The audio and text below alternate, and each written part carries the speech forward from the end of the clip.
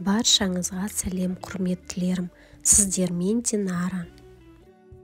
Қазір қыс мезгіліне белсенді дайындық кезеңі. Сондықтан мен сіздермен маринадталған қиярдың рецептімен бөліскім келіп отыр. Қиярдың дәмі тәтті және қышқыл болып шығады.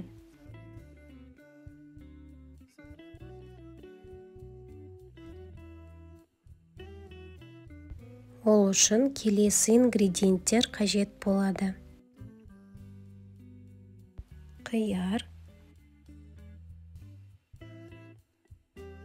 тұз, қант, сарымсақ, аскөк, желкек жапырақтары, қыша дәндері, лавр жапырақтары, бұршақ, хош иісті бұрыш және сірке суы. Ыдыс пен қақпақтарды алдын ала зарарсыздандырдым. Видеода көрсетілген ингредиенттерді банканың түбіне саламын, ал қиярларды қатарға орналастырамын.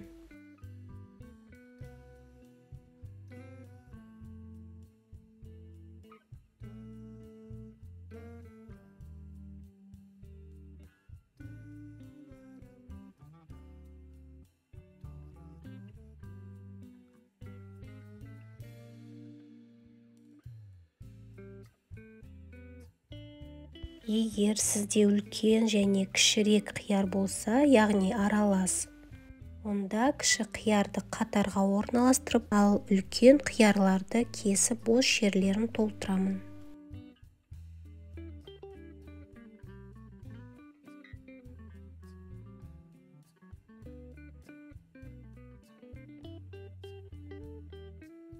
Банкаларды толтырып болғаннан кейін қайнап тұрған ыстық су құйып, бетін жауып 10-15 минутқа қалдырамын.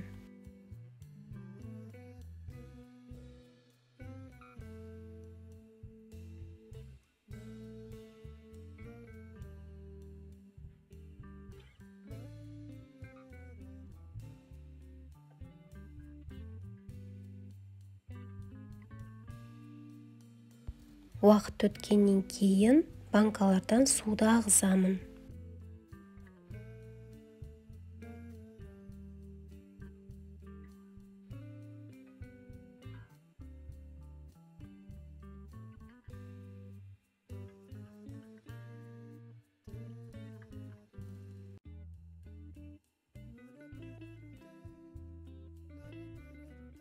Суын ағызып болғаннан кейін қиярдың бетіне тұз, қант, қыша дәндерін қосып, бетіне қайнап тұрған ыстық су құямын.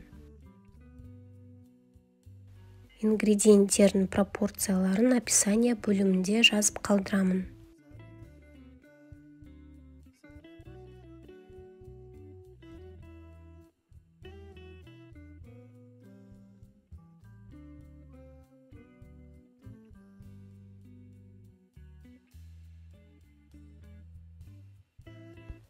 Ыстық су құйып болғаннан кейін бетіне сірке суын қосып, қақпақтарды жауып, ішіндегі қант және тұзы толығымен ерігенше осылай айналдырамын.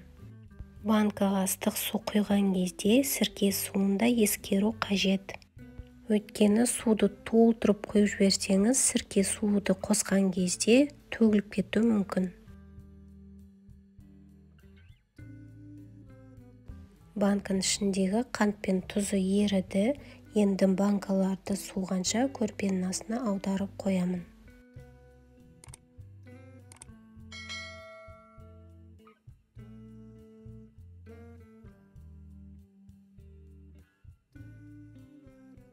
Мінекей дәмі тәтті және қышқыл маринадталған қияр дайын.